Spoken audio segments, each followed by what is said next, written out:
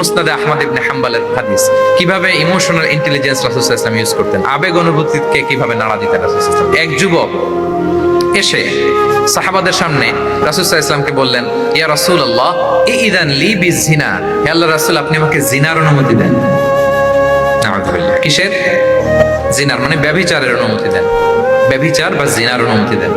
আশেপাশের সাহাবারা তো রেগে মেগে আগুন। ফাআকবালাল কওমু আলাইহি ফাজারু, সবাই তাকে দৌড়ে ধরতে গেল আর ধমকাতে লাগলো, ছি ছি ছি, মা মা, আমরা যেটা বাংলায় বলি ছি ছি, আরবিতে ওনারা কি বলে? মা মা, ছি ছি, কি বলো তুমি?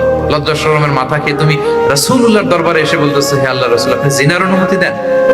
যে রাসূল আল্লাহর পক্ষ থেকে বাণী শোনায়, ওয়ালা তাকরাবুজ জিনা, তোমরা ব্যভিচারের নিকটবর্তীও হয়ো না, আর তুমি সেই নবীর কাছে এসে আবদার করতেছো জিনার অনুমতি দেন।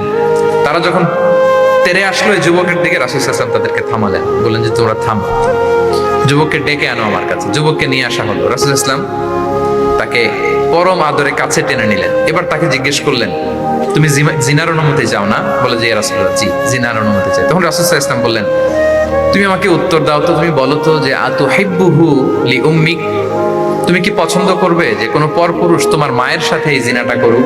তোমার এটা ভালো লাগবে? সে বলে লা ইয়া রাসূলুল্লাহ, না কখনো না, আমার মায়ের সাথে কেউ এই পাপাচারে লিপ্ত হবে এটা কোনো মানুষ মেনে নেবে না, আমি কেন, কেউ মেনে নেবে না। তারপর রাসূল সাল্লাল্লাহু আলাইহি ওয়াসাল্লাম তাকে বললেন, আতুহিব্বুহু লিবনাতিক, তুমি তোমার কলিজার টুকরা সন্তান, কন্যা সন্তানের সাথে, তোমার কন্যার সাথে কেউ এই পাপ কাজটা করুক, এটা তুমি মেনে নিবে, এটা তুমি পছন্দ করো? সে বলল লা ইয়া রাসূলুল্লাহ, হে আল্লাহর রাসূল কোশ্চিন কালাম না, কখনো মানবো না, আমার মেয়ের সাথে কেউ এই কাজ করবে আমি কখনো মানবো না। রাসূল সাল্লাল্লাহু আলাইহি ওয়াসাল্লাম আবার তাকে প্রশ্নবাণে জর্জরিত করতে লাগলেন, আবার বললেন, আতুহিব্বুহু লি উখতিক, তুমি কি তোমার প্রিয় বোনের সাথে কেউ এটা করুক, এই পাপাচারে লিপ্ত হোক, জিনা করুক, পছন্দ করবে? তোমার বোনকে কেউ এরকম করবে, অপমান করবে, এটা চাইবে তুমি? বলে কখনো না, লা ইয়া রাসূলুল্লাহ, কখনো না, কেউই তো পছন্দ করবে না এটা। তখন রাসূল সাল্লাল্লাহু আলাইহি ওয়াসাল্লাম বললেন, তুমি যার সাথে জিনার অনুমতি চাইছো সে তো কারো না কারো মা, কারো না কারো মেয়ে, কারো না কারো বোন, তুমি এভাবে কেন ভাবতে পারো না? সুবহানাল্লাহ।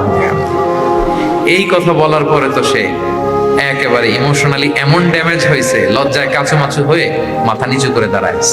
তখন রাসূল ইসলাম তার পিঠে একটা আলতো চাপড় মারলেন, পরম মমতায় আলতো চাপড় দিয়ে তার জন্য দোয়া করলেন, আল্লাহুম্মা গফির যামবাহ ওয়া তাহহির কলবাহ ওয়া হাসসিন ফারজাহ, আল্লাহ তুমি এই যুবকের পাপ মোচন করো, আল্লাহ তুমি তার অন্তরটাকে পরিশুদ্ধ করো, আল্লাহ তুমি তার চরিত্রটাকে নিষ্কলুষ করো।